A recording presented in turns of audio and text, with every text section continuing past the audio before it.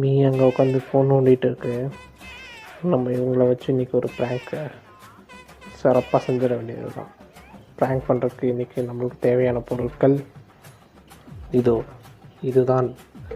கஞ்சி தண்ணி சும்மா ஜல்லி மாதிரி வலுன்னு சூப்பராக இருக்குது.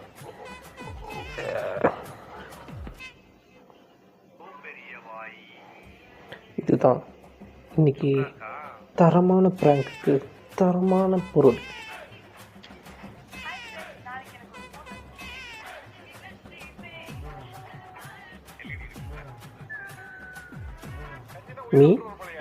மீ இங்க பாரு, இங்க பாரு,